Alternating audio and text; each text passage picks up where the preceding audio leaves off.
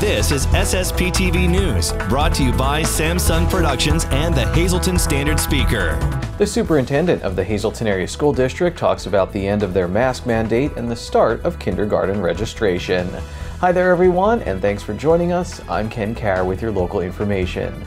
We start with some updates from the Hazleton Area School District. Here's Lisa Sugart. Starting Monday, February 28th, mask mandate will be dropped in the Hazleton Area School District. For all the details, I'm pleased to be joined by the Hazleton Area School District's Superintendent of Schools, Dr. Brian Uplinger. Dr. Uplinger, thanks so much for joining us. Tell us what led to this decision. Sure, thank you for having me. And we're excited to not have masks required any longer. It's due to the fact that a lot of our positive cases and a lot of our close contacts, those numbers have been dropping significantly within the district. So I'm extremely proud of our staff members, extremely proud of our parents that and students, especially cooperating with everything that we've been doing here. I know it's led to the dramatic drop in those numbers, and everybody's doing a fantastic job. So we're getting into the spring now. Weather's going to get nicer. Students are going to be able to go outside. Windows are going to be able to be opened. So what better time than to do away or to allow parents to choose if their child will wear a mask or not. And that's the point. It is optional. So if a parent or a staff member decides they still want to wear a mask, they can.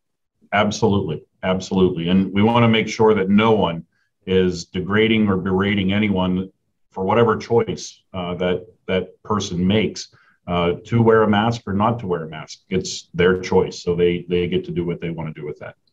And how does this impact sports? It really doesn't. We've had things in place just for the students. If they were sitting on the bench, for example, waiting for them to get into their match or into their meet or into their game, they would have to be wearing a mask. Students or any people coming in to watch, any of the fans, spectators, they were required to wear a mask during that event. Again, now that we're going outside, it's going to be really optional because we will be outside. Students on the bench, the same thing will take place as long as we're inside. When we go outside, it's optional. Now, another thing that is keeping you busy right now is kindergarten registration is underway, and there are some important rules that people should follow for doing this. There's two different things. If anyone needs assistance in registering their child for kindergarten, please contact our office. Please contact the registration office. Incoming students need to be 5 years old by September 1st of the incoming school year. So they would have to be, for this year, they would have to be 5 years old by September 1st of 2022. All of the registration pieces are available online. We'd prefer that parents register their child online. There's ways for them to upload all the information that we need on our end. We need 3 proofs of residency. We need some other like birth certificates, things like that to have on file. It's not just because we want them, those are requirements. We're not trying to keep anyone out. We just need those on file. So it's when we get audited down the road by PDE or whomever, we have those documents in place and we're not getting in trouble for not getting those from our parents. So they do need to have an appointment. If they need some assistance, they would need, again, to call the office and make that appointment. And we'll do everything that we can within our power to be able to help them get their children registered. And how are the numbers looking for the district? Are a lot of people registering their children, are getting ready to register, I guess, for the new year for kindergarten, but are there people still registering for the current year? There are. Surprisingly, we do still have registrations coming in almost daily for new people that are moving into the area, people that may be moving districts and just moving locations. So what we did do earlier in the year, around November, December, we did close kindergarten registration for this school year. But if anyone that was coming into the district was already enrolled in a kindergarten within the United States, we would take that child and enroll them into our classes. But if it was anyone new coming in, we did not. They would be enrolled this coming school year. Again, we still have every grade level. We have students coming into us pretty much all year long. And that's okay. We just have to make sure that we have the appropriate room and the appropriate materials for them when they come. So if they can do it ahead of time, they know they're coming, they're moving, especially with kindergarten. Please don't wait until August to do this. Do it as quickly as possible. Get in, and your child will definitely be guaranteed a seat in the school, that the boundary is, that your home is within that boundary of that school. Today's news feature is brought to you by Feisner's Ford in Freeland, who is celebrating 75 years in business. Give them a call at 570-636-3920, or you can log on to feisnersford.com. Time now for weather on SSPTV News. The National Weather Service has issued a winter storm watch for our area from Thursday evening through Friday evening. We may see heavy mixed precipitation and several inches of snow and sleet accumulation with a light glaze of ice possible.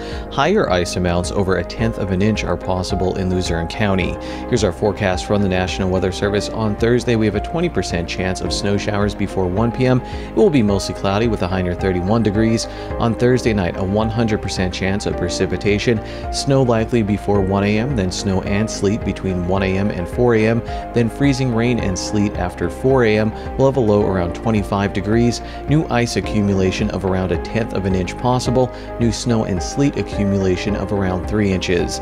On Friday, a 90% chance of precipitation. Snow, freezing rain, and sleet before noon, then snow between noon and 1 p.m., and then a chance of rain and snow after 1 p.m. We'll have a high near 36 degrees. On Friday night, mostly cloudy with a low around 13 degrees. Saturday is partly sunny with a high near 28 degrees. Saturday night, partly cloudy with a low around 18 degrees. Sunday, mostly sunny with a high near 37 degrees. And Sunday night, mostly cloudy with a low around 10 degrees. A local junior high girls basketball championship is set. Let's go to the SSPTV standard speaker scoreboard. Drums and Valley will play for the Anthracite Junior High basketball title on Thursday at 6 p.m. at the Hazelton Area High School. Drums beat Freeland to advance with Ella Radis and Meadow Pavlik scoring 6 points for the winners. Valley beat Maple Manor in the semifinals and were led by Addison Fritz's 14 points. Coming up, tips to avoid injuries during the winter months, and in sports, a round of Know Your Teammate with the Hazelton Area High School swimming teams. SSPTV News would like to send sincere condolences to the family and friends of these recently departed.